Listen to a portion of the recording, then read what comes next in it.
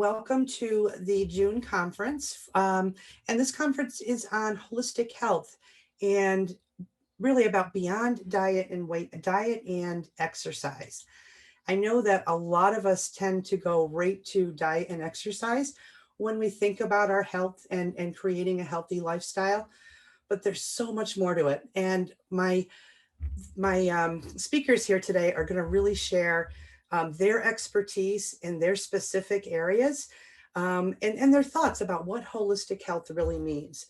But before we dive into that, I want to share a little bit about the Life Coach University and what it is we do here, especially for those of you that might be new to the platform and maybe this is your first time joining us. So once a month, we hold these pay it forward conferences. And basically, it's just as the name says, there's no monetary charge for you to be here. We just ask that you pay it forward with some act of kindness. And it could be sharing something that you learned here today. It could be, helping out a stranger, holding a door, maybe buying somebody coffee, whatever it is that makes you feel good. We want you to go back out into the world and pay it forward. And on our platform, we have a bunch of amazing coaches with expertise in all different areas. So I would encourage you to take a look at the lifecoachuniversity.com website. You'll be able to see all of the different conferences and talks that individual coaches hold almost every day of the week, Monday through Friday. There's something there for everybody. So please go over there and check us out, see what's coming up in the next few days or weeks, and be sure to get registered. So the more we can pay it forward in the world, the better place the world is going to be. And we could use a whole lot more of that these days.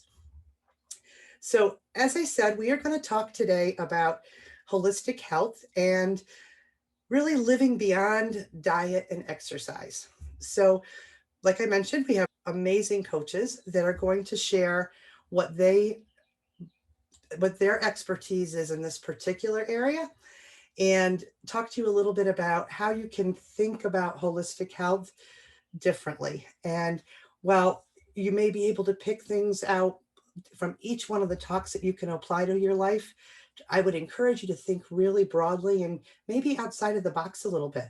You might hear something that you've never thought of before that could actually improve your health and well-being.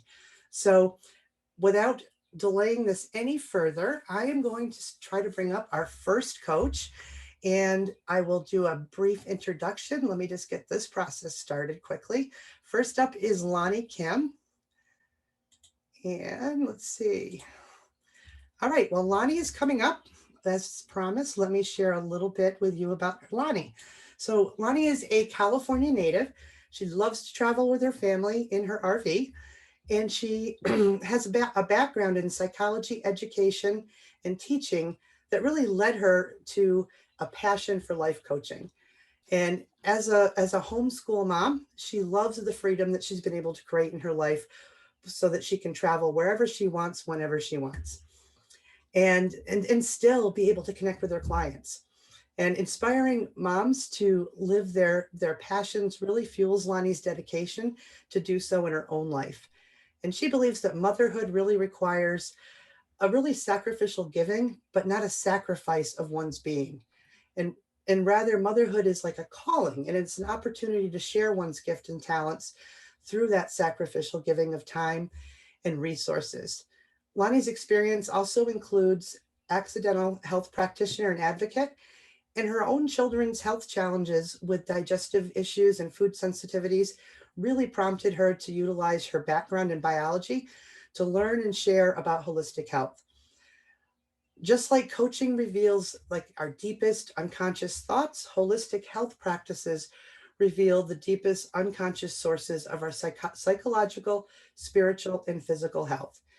So with that, I am going to turn this over to Lani so that she can share with you some things about habits and routines and how to make it easy in your life. Welcome, Lani.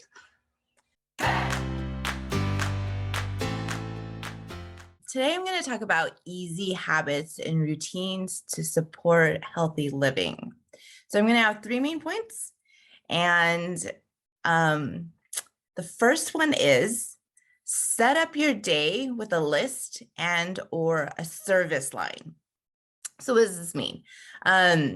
So a list meaning like your to-do list that you don't have like something physical to do. And the way that I do this is um, I first arrange them in order of priority. And what I love to use are Post-its because Post-its you can move around, you don't have to rewrite things, and they're really flexible. And if your priorities change, you can change the order of the Post-its. And, they come in every color, shape, size, so they're fun.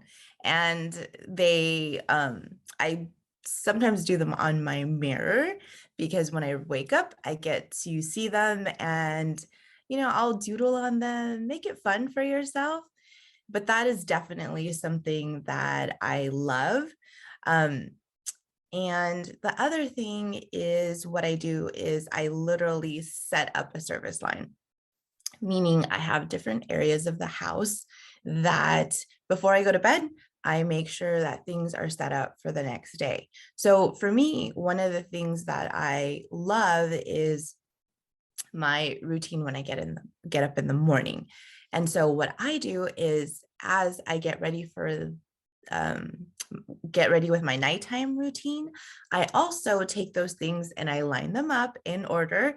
And it sounds a little maybe specific to do, but it really saves me so much time. And when you're tired in the morning, you kind of don't want to think sometimes before maybe you get your cup of coffee. So I put everything in order and I go through it all.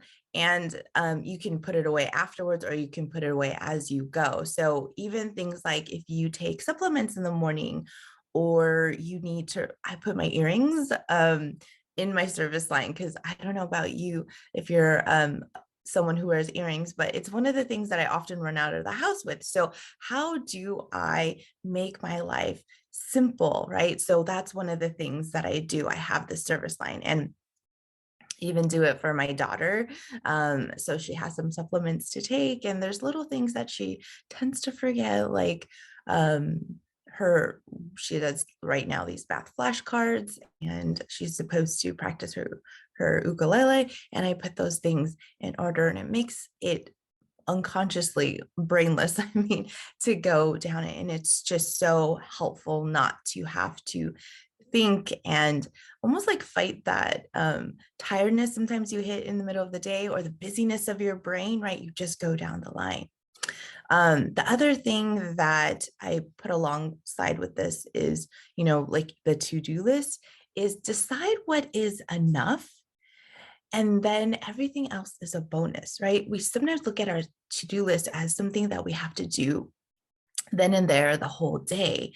But we have to also differentiate what is enough and everything else is a bonus. And the third part of setting up my day is include at least one to don't.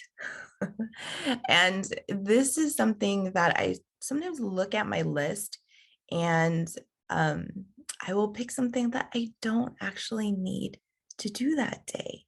And it's really uncomfortable at first when you do this, but it helps you really understand what are priorities in your life and what are you pushing yourself to do that you don't need to do. So setting up your day. The second thing is pretty simple, goes along this line, is try to do things in order of priority. You will reduce your amount of what we call like cognitive load in this way. So if you think about your phone or your computer, when you open up an application, right? We all know that we've had that computer or that phone or that device, right? That we've kind of overloaded and it doesn't work that well. It starts to slow down. That's why we have to reboot our computers or our devices, right? Or sometimes inevitably we have to get a new one because if you don't shut down your computer often or your device often, right? Sometimes it affects its performance. Well, your brain is very much the same way, and we call that cognitive load. How much is your brain kind of like taking in at that time?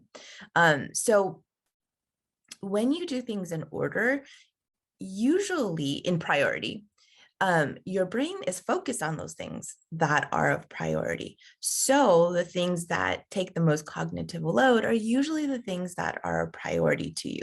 So if you do things in the order of priority, you will reduce your amount of cognitive load most efficiently. So meaning if maybe to you, the most important thing to do is like meditations or exercise, right? Those are going to be on your brain and you're going to be thinking about them until you get them done, right? So get them done first and you alleviate a whole lot of that cognitive load. So what this does is not only reduce your amount of cognitive load, right? So if you kind of think of like being at 100% like a battery, and when you start the day, your cognitive load is at 100, thinking about all the things you have to do, and say that first thing in the morning reduces your cognitive load by maybe like 25% out of the maybe 10 things you've got on your to-do list.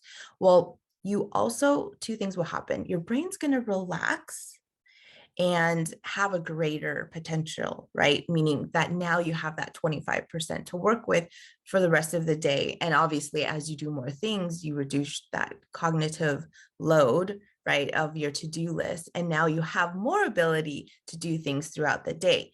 Whereas if you do things out of order and you are still thinking about all the other things you wish you would have gotten done, you can't focus on what else you need to do throughout the day, right? So if you have a task at work and you're so worried about, did I work out? Did I get my food ready? Whatever is a priority to you, did I do my meditations? Did I take my supplements, right? And then also, so you have to do less to experience the same amount of satisfaction. And what I mean by this is, right, if you really feel like doing maybe your morning meditations and maybe food prepping, if that's a thing that you do, is like your two most important things, right? You only have to do those two things to reduce your cognitive load by maybe like 50%, right? So just with two things, you've already reduced that kind of stress on your brain by 50%, rather than trying to do all these other many, many things that may not be a huge priority to you, right? And even if you do maybe 5 of them, you might be reducing your cognitive load by maybe 10%, but you're just so focused on those things. So try to do things in order of priority as much as possible. The third thing is focus your growth in one area at a time, right? So choose your area of growth by prioritizing what is important to you in any given area of life, right? And just focus on that. And sometimes that seems very hard to grasp. So what I love to do, especially with my clients, is think of a gift or talent that you already possess and share that gift and talent in a new way, right? And this really starts to spark creativity in your brain. And when you are using your creative part of your brain, that's where all the happy emotions come from. And that's when you do your best thinking. So really try to focus on one area of growth at a time, right? Not that you can't move on to other things, but just try to focus one at a time. And very much like going back to that, like the devices, the reason that this is so effective is because when you have one application running, right? Or maybe two at the most, right? Your device runs very, very efficiently. But when you start to open up all those apps, it doesn't work as well. So try to focus on one area of growth at a time. And you can do this, right? Because we think, well, how are we going to do this? We have so many other things to do. How do we focus on growth? Is delete and delegate distractions. So often in our lives, we have so many things that we can delete. We don't want to give them up, but we can delete them. And there's so many things in our lives that we can delegate. And so ask yourself what is beneficial about delegating and deleting distractions, right? We don't want to give these things up. We want to hold them so tightly. We want to control them. But if you really think about the things that you can delete or delegate, and you really think about what is beneficial about that, you can not only help yourself, but you can also help other people grow, right? So if you're a parent, like for me, how do I do that in my own life that also benefits my kids, right? So like my two older kids can cook because I've delegated some of that to them. They can clean, they can do their own laundry because I've delegated that to them. And they've also grown and have gained some life skills. And then the last point in this focused your area of growth in one area, or focus your growth in one area, is practice your growth until it becomes either a very low energy habit or an unconscious habit before starting your next area of growth.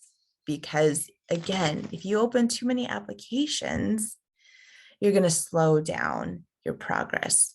Okay, so those three things are easy habits and routines. Set up your day, try to do things in order of priority, and focus your growth in one area.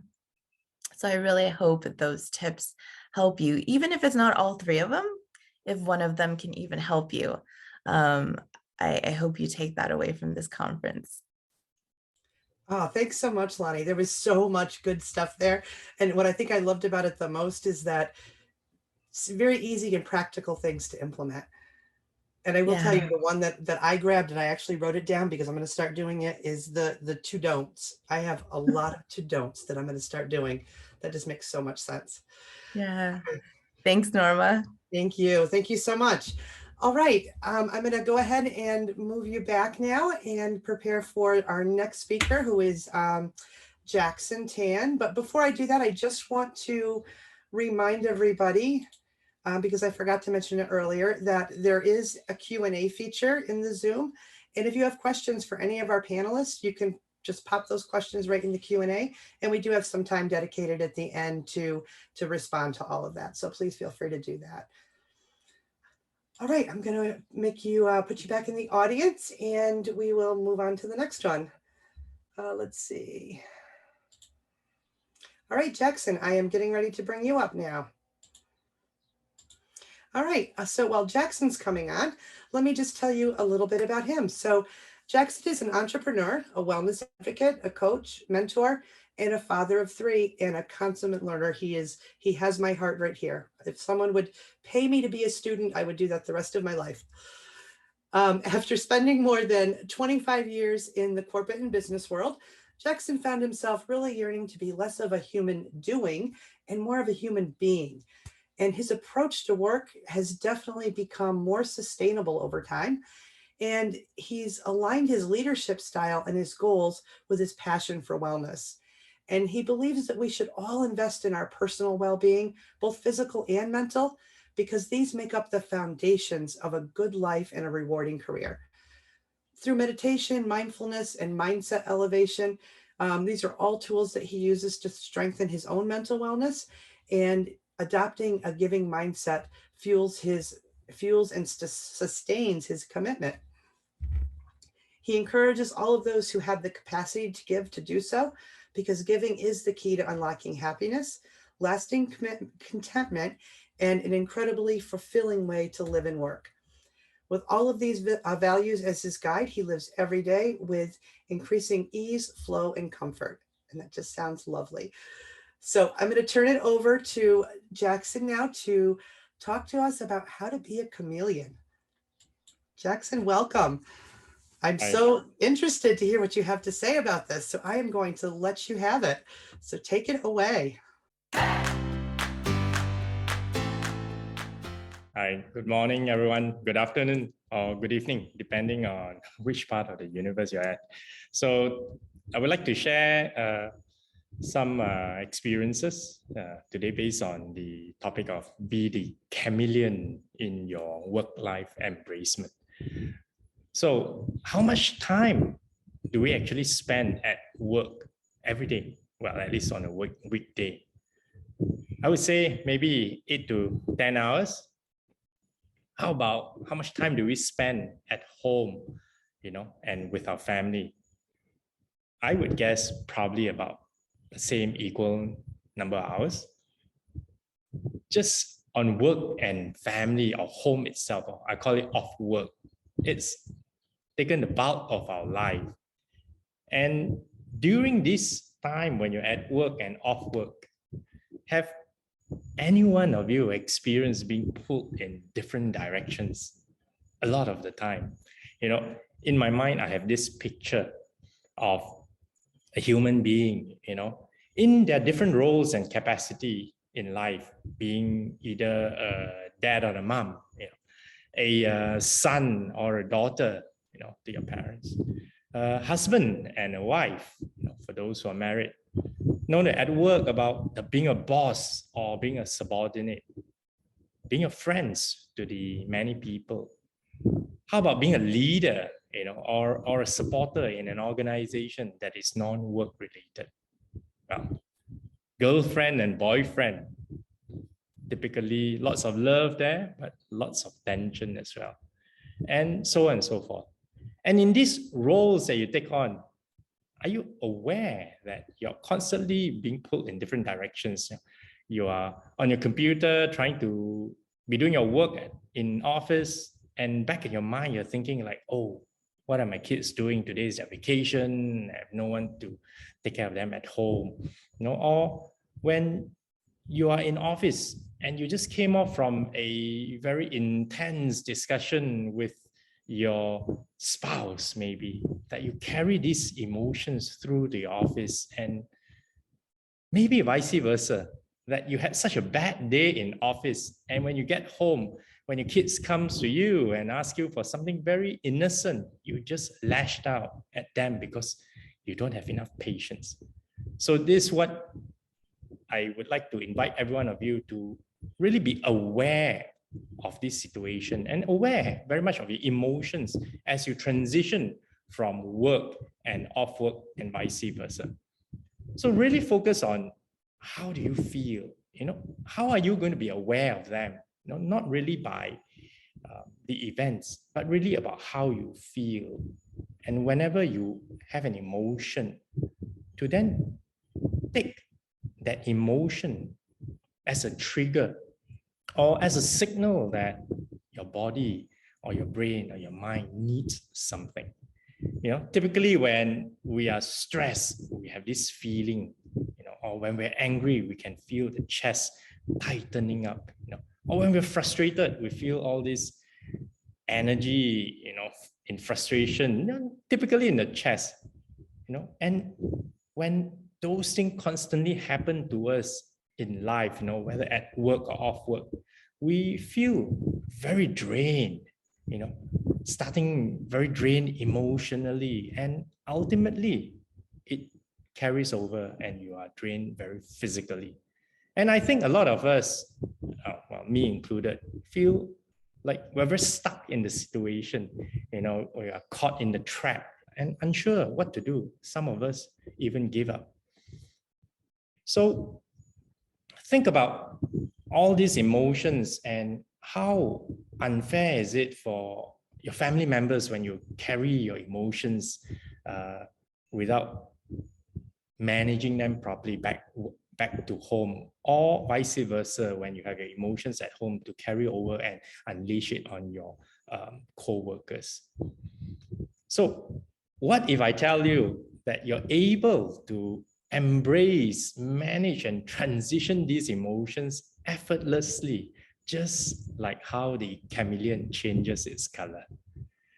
When we think about a chameleon, you always think of this negative, because when you say you're a chameleon, it's always like you try to change and adapt to suit and to benefit yourself based on the situation. But do you really know why a chameleon changes its color? Actually, the chameleon changes its color to keep itself safe, really protect itself from the predators. The other reason why the chameleon changes its color is really to regulate and display its mood, maybe in a courtship, or to regulate and to send a signal that, I'm angry and don't come near me. So if we can manage and regulate our emotions just like the chameleon, would that be a great thing to do? So now let's look at how we can do that. Do you think that doing this is your own responsibility? Or many a times we blame it on the company. Oh, the company didn't do enough. The company is doing this to us. It's giving us too much pressure. My take is, it is absolutely our own responsibility.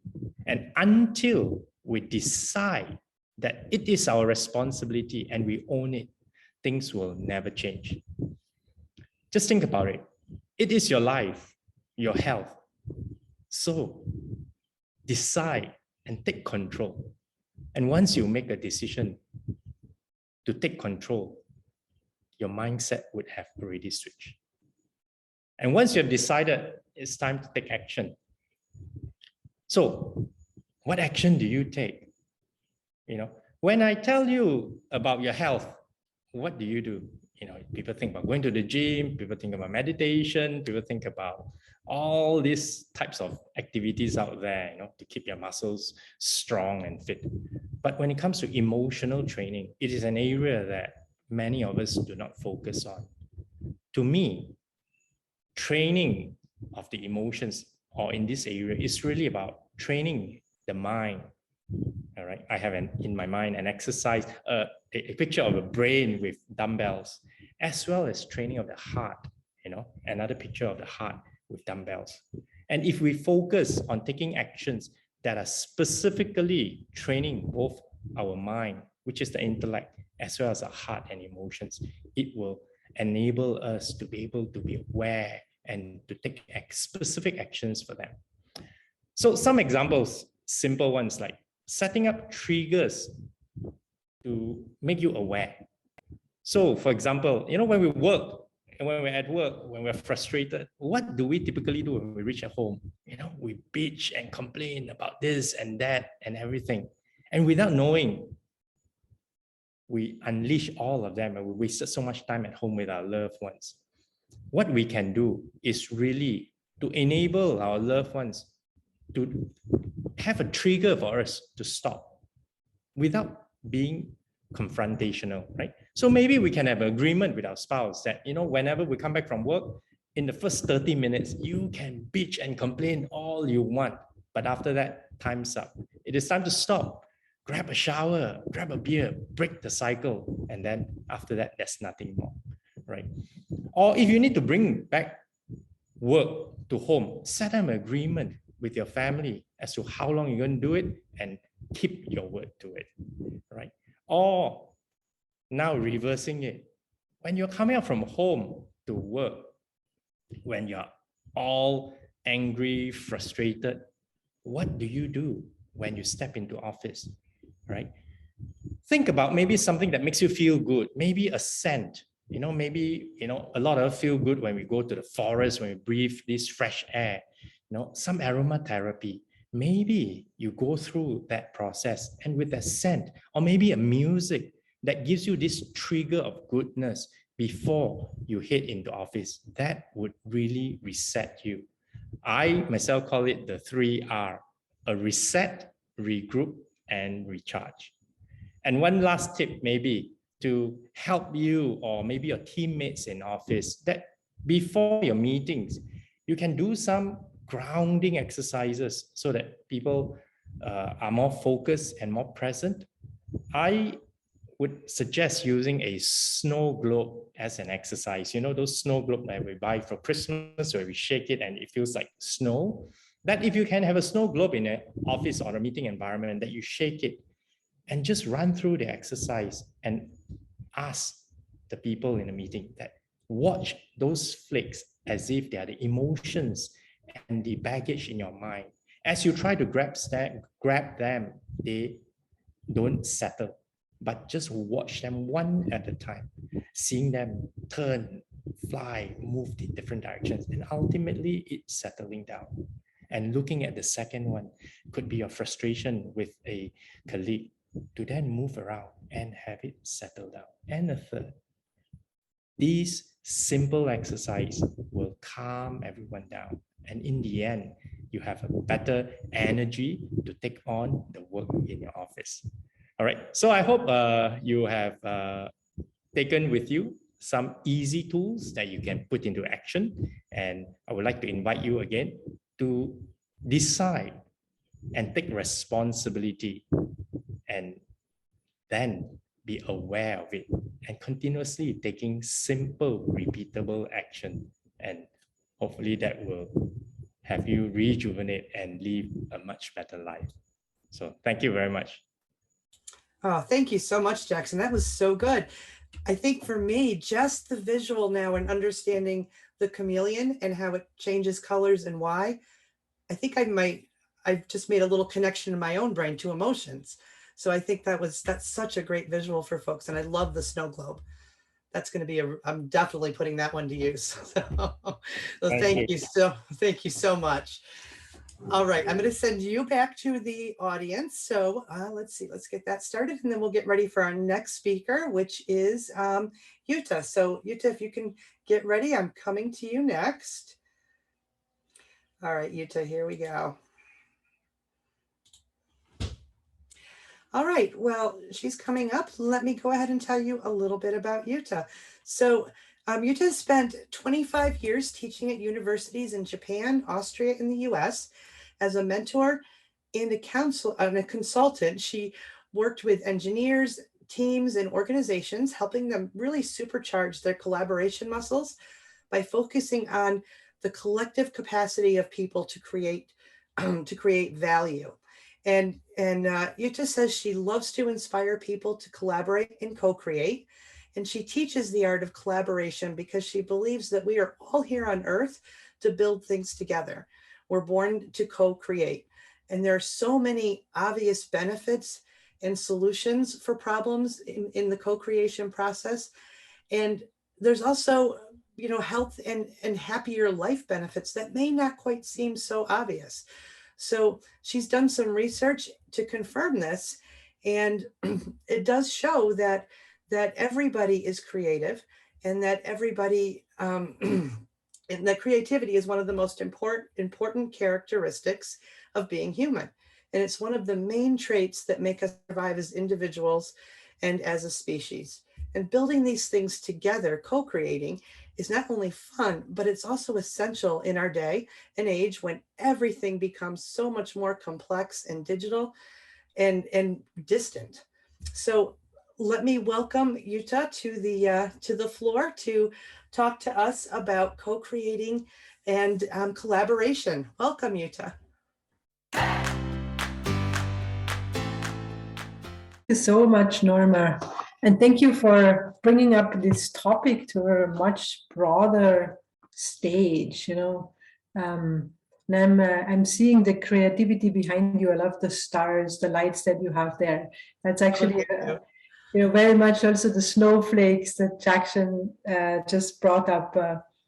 You have introduced me here. I've been teaching collaboration and co-creation for more than 15 years now, and going into the topic of well-being, I actually found quite a big body of research about how, living your creative side, collaborating with others in building up ideas is actually part of well-being for you. And it's not just well-being, it's really connected to your health. So there's lots of studies out there that confirm that when we have a space and a time for our creative powers in its juices, right, working out your creative powers, then we are finding meaning and we are finding significance and purpose in life, actually. And this is directly connected to our well-being. And you can go even deeper than that. How is this, part of you feeling healthy? They actually said that it boosts your immune system. So that's a new definition of the vitamin C, right? Vitamin C as the C for creativity and for collaboration. What else does it do? For me, it just puts me into the flow, which is all about being present. So I really love to work with people on understanding their ideas, taking them apart, adding some things to it. And it's a co-creation. You can imagine it as a puzzle. So if you really co-create with other people, then you have to be right there in the moment, because all of your powers, your heart, mind, and soul are actually at work.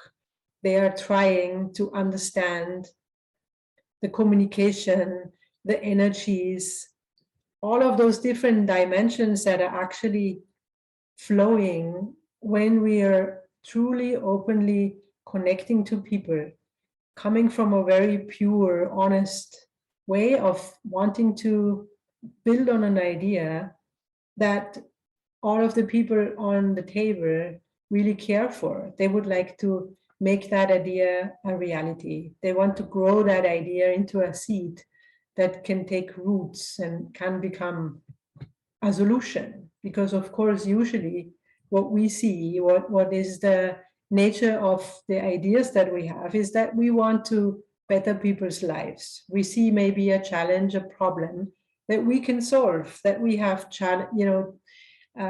talents and skills and competencies to solve. We are actually here to make the world a better place. And if you look at children, you can see that they just want to play and create something that will bring something positive to other people's lives.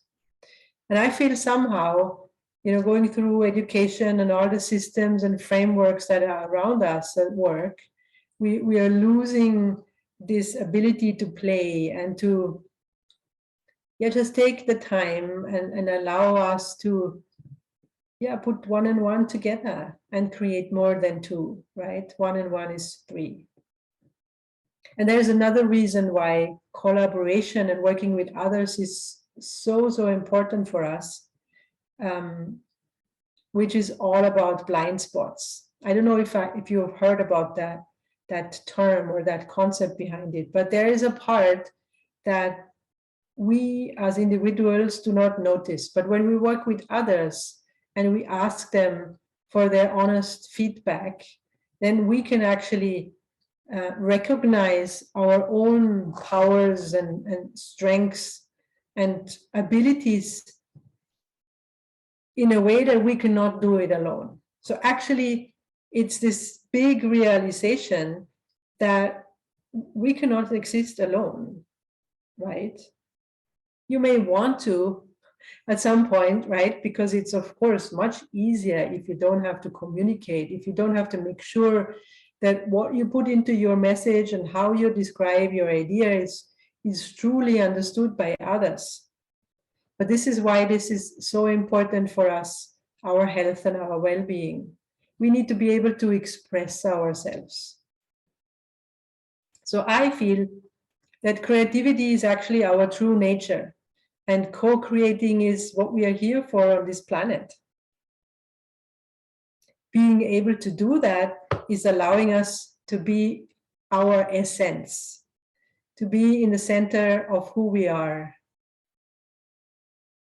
And now I'm coming to that point. How do you actually do that? And this is a rather complex question, of course, because we have so many different contexts and situations where we have to work with others. Notice I said have to. So we cannot always choose who we have to work with, who we collaborate with. But I would like to come with a big pointer and say, actually, we have the choice every day. We have the choice to decide who we want to have around us, who we want to collaborate with. And this is a very heavy and deep realization for me, because I grew up with that notion that I have to be able to work and communicate and be around everybody. Don't judge or, select or choose. You have to be there, okay with everything and every situation. Well, that's quite a good goal to go after. But actually, after having gone through lots of ups and downs in life, I can actually tell you quite a lot of stories about failed business partnerships and failed projects, things that actually don't work out. And that's the reason why I teach collaboration and co-creation, because the learning out of those stories that I can share with you around the fireplace is that we have to be aware of the values that we want to have in our lives, and the values we would like to see in people that are working with us, because aligned values that resonate with each other and a shared goal is already catapulting you to that success that you want to create together. And I feel we can take the courage to choose the people we want to work with.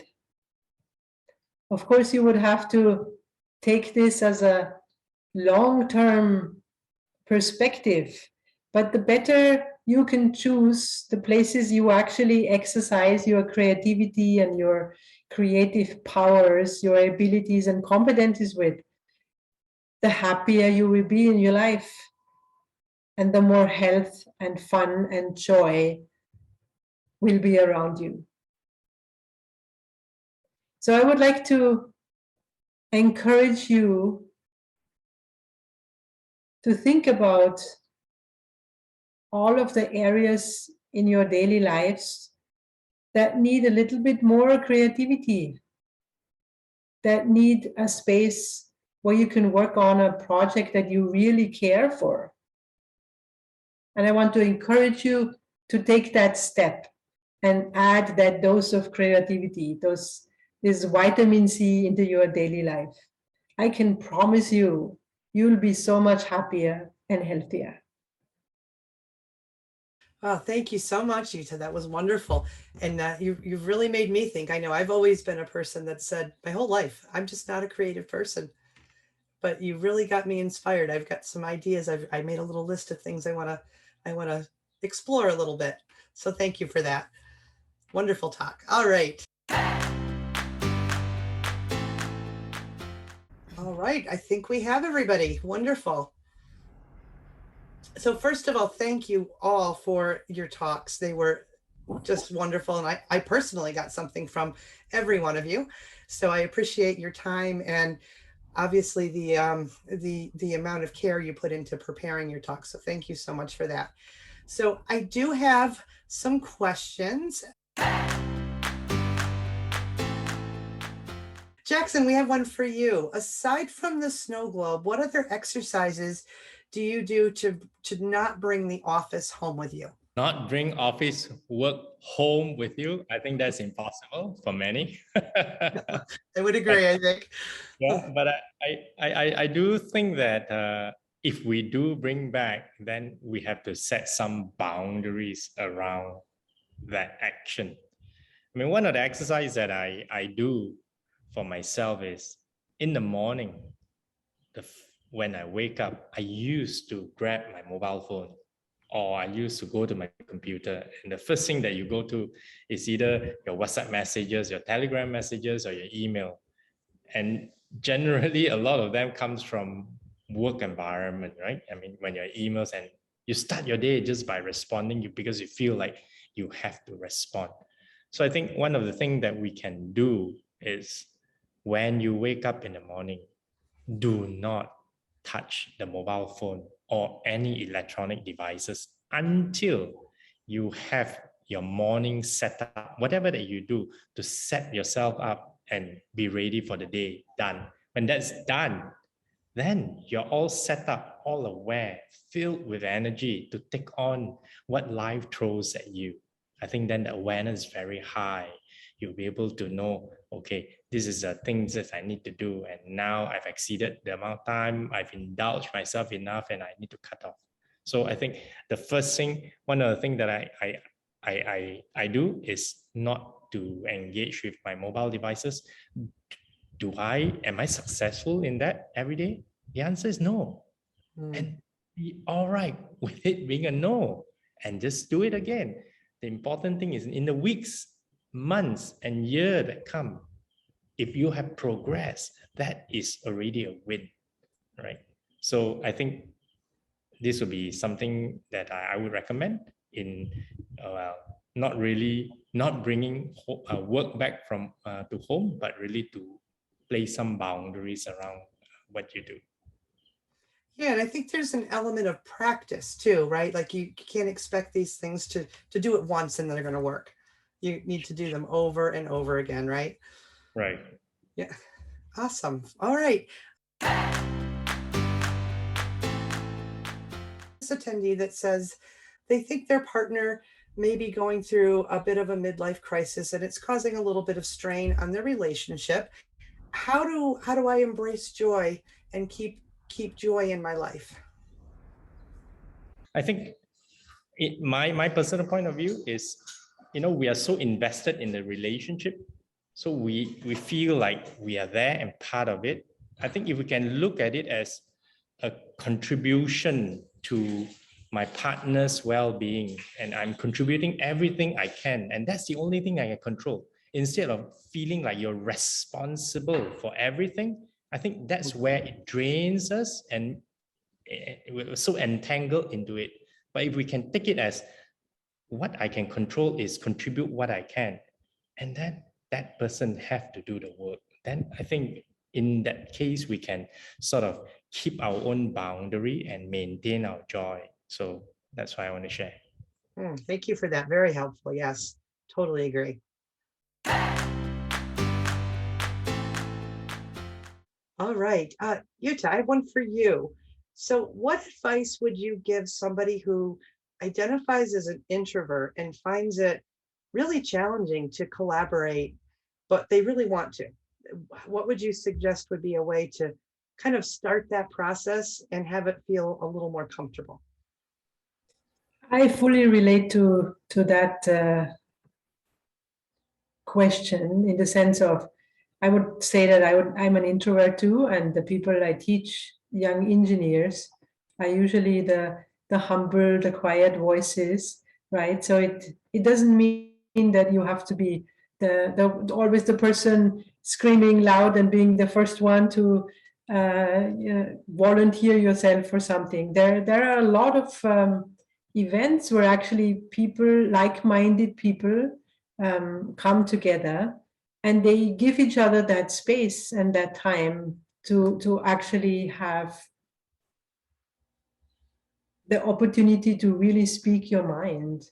And I would encourage anyone to just try this out and to, give it like an experiment. You can just give it a try, and I can give you an indication if you have been in the right place. If there are people around you that you are talking to, that you maybe have connected to because of an idea that you also care for, that you would maybe want to be part of, these people will give you the space. They will ask you, so what do you think? And that's the most important indicator, I think. If you are around people who want to collaborate, they don't ask you, they don't give you the space to share your voice and your opinion, then it's better to move on. But being able to have this patience with each other and the time without a pressure as well, so it's not like you feel forced, okay, now I do have to say something, otherwise I cannot put out my idea, they don't want to listen to me anymore, things are moving really fast. So this slower speed, giving space and time for everyone to contribute. This is a indicator that you are in the right place, and that's for everyone. Yeah, thank you. I know personally I identify as an introvert, and I really like what you said in your talk about playing. Maybe this is a place to play, just to experiment with it and try it and put yourself out there just a little bit when you're feeling a little insecure about it. Can you talk a little bit about mom guilt and how to overcome it?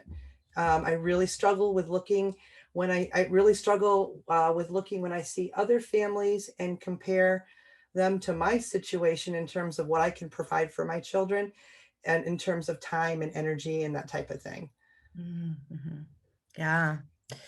One of the first things I think we sometimes neglect to do as moms is to talk to our kids about their overall well-being. We take so much of it from our adult perspective and we input that or put that upon our children. Like, we see the differences between maybe the time spent with our kids and we see maybe what someone else can provide that we can't, right? And we assign a value to that. And so we think our kids are thinking this. But I want to invite you to talk to your kids about what it is that they love, right? Or, just have an open conversation on what they think about different things. It doesn't have to be just what do you think about as compared to another family? That would be an awkward conversation. But just having these conversations with your kids about what do you want to do for summer vacation, right? What do you love? Sometimes we are, I think more often than not, surprised by how simple our children think and how simple their needs are. It's us as adults that really start to complicate what it means to be happy or joyful. And I think this can go back to what Tanya suggested on how simple it can be to embrace joy. And if we can share this with our children, right, then we can have, we know that we've given them the tools, like Jackson said, we're not like responsible, right? We're not the person to make our kids happy or our family happy, but we give them the tools and we support them. And I think in this way that we really can not ignore, right? But start to calm our own fears over what we think we're missing out or what we think our family's missing out. Because really it's a story we have in our head that we've told ourselves and we've assigned certain values, but that doesn't necessarily mean it's true, right? So we have to really define like what is actually true about the story that we're telling and what is actually things that we've just thrown in there from our own perspective. So those, I think we've been given a lot of tools here today to help you really tackle that situation that I think so many moms face. Oh, thank you so much.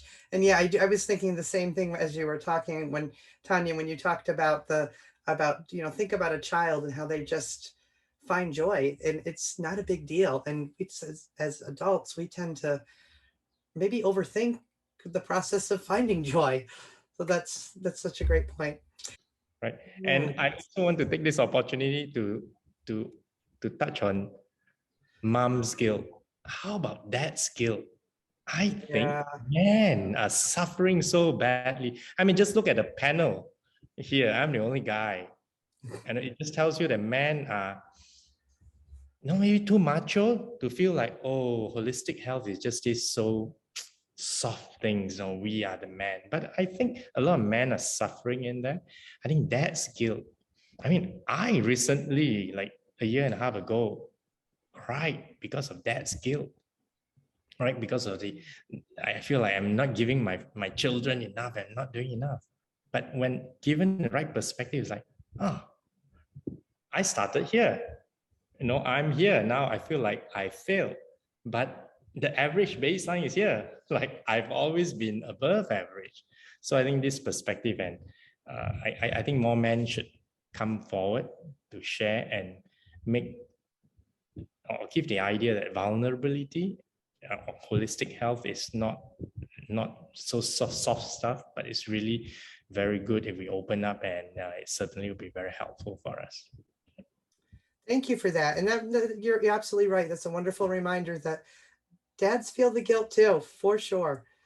For sure. I know I was fortunate enough. My husband was a Mr. Mom, and I worked, and he stayed home with the kids. And it was very unconventional when my children were young that was happening. And it was a different experience. And he suffered a lot of that, even being with them all day. So thank you for that reminder. And I loved why not, or not asking, why me when things are going well. Such a great point and a reminder to think about. Another attendee said that they really like this, and they go through, it says, go through this, get through this, grow through this. But why is growing so painful? I often ask myself, why me? I always feel that humans are built to and attracted to the negative. We always ask why me when bad things happen.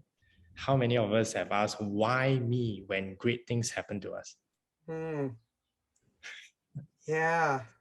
No one asks, why am I so lucky? It shouldn't be me when I strike a lottery. Why am I brought up so well? Why am I so rich? Why is money flowing? No one complains about why me when great things happen, but everyone complains about why me when the negative happens. So I think if we think about this and take a perspective, it will be helpful. One thing that helps me, and I don't know if you've heard this, is in those moments, I try to find the gift or opportunity, because I think there's always one there.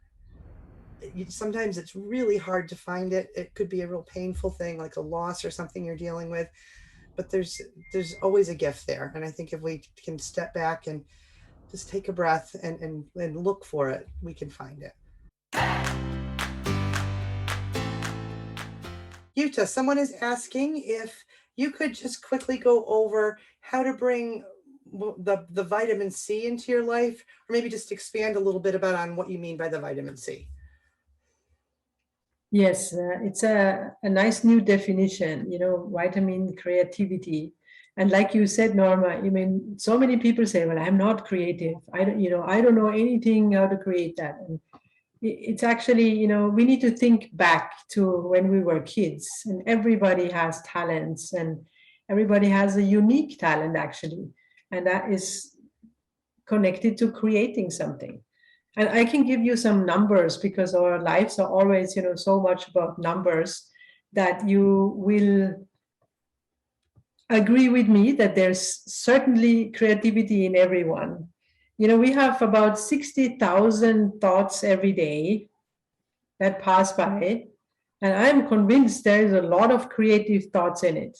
We just need to sort them out. But that's, of course, a bigger task, right? Because 60,000 is quite a big number.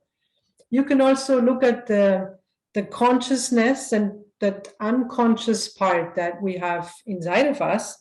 And here, I love this comparison. We have 11 millimeters of consciousness and 15 kilometers of unconsciousness. So I think we just have to go into that digging mode, and become more aware and more present of what is actually all inside of us, so that we can bring it out and share it with the people around us, the people we care for, anywhere we are. But we have to also, come to ourselves, because that's where we have to look first. So I'm very thankful for all of your messages, because we are actually all, I think, talking about the same thing. We have to look into ourselves to find those answers, to be able to share them with everyone. The attendee is asking, what do I do when I'm collaborating on a project that has a deadline, but it keeps getting extended, and now it's encroaching on other commitments, and if the person leaves now, they won't get the recognition. Do you have any suggestions about how to navigate that? Well, I would say, a proper team would always pull in the persons who have been part of creating that wonderful project. So I'm sure that responsible and, you know, open, honest, and true team members will pull him back or her back in when it's time to get the recognition. And that's, you know, another one of those indications if you have been in the right place with the people of your choice. Perfect. Thank you. All right. I believe we have got through the questions. So before we wrap up, if I could just ask if we could just do a real quick round robin and have each of you just share one takeaway, whether it's something that was part of your discussion or something you picked up from your fellow speakers.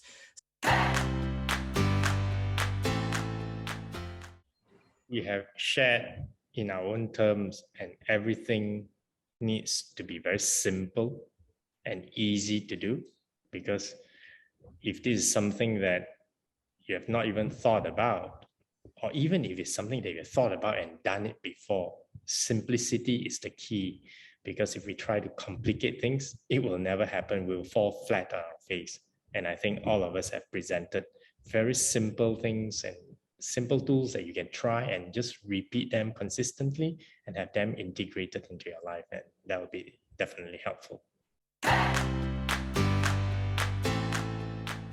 For me, I love what Jutta said about co-creation and being present, because I think, you know, obviously she's talking about, specifically she's talking about it more work environment, but how it applies to our life in general. And I think about the times that I homeschool my kids and just sitting there, and when we have discussions, how quickly the time goes, and also how I'm not distracted. You know, I'm there and I'm present, versus when they're doing maybe more independent work and I'm sitting there and I'm like, you know, twiddling my fingers or kind of like wanting to go check my phone. So I love that idea of being present in co-creation, because I think it's so true. And it's an easy habit, right, to help us be present without creating something else for us to do. It's just like be present by co-creating. So I love that.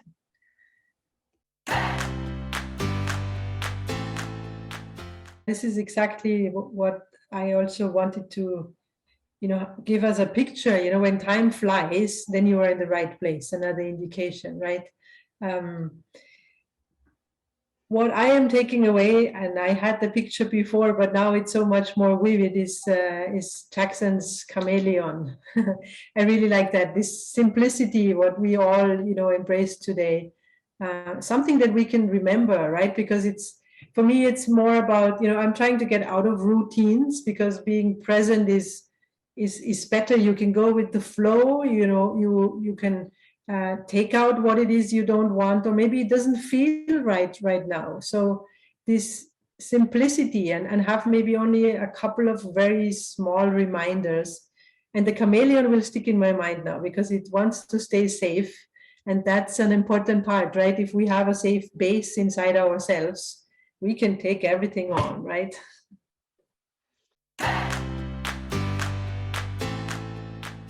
Certainly it was the from Lani's talk, for me it was the two don'ts. Definitely going to do that. And again, someone else said it too, Jackson, your chameleon analogy is perfect. I think I'm going to think of that every time I feel an emotion coming up. I'm going to remember that analogy. And Jutta, that I am creative, so I'm going to embrace that and try to put that more in my life. And so thank you all for preparing your talks, coming here today and sharing your brilliance with us. It was wonderful. And I also want to remind everybody that you can go to the Life Coach University and speakers' profiles if you want to reach out to them directly on something. Their contact information there, and how to connect with them. You can do that as well. And last but not least, I'm going to remind you again to pay it forward.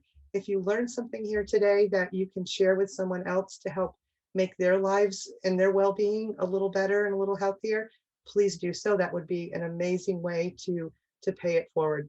And we really appreciate you joining us today, and come back for our talks that happen almost every day, Monday through Friday, and our monthly conferences just like this.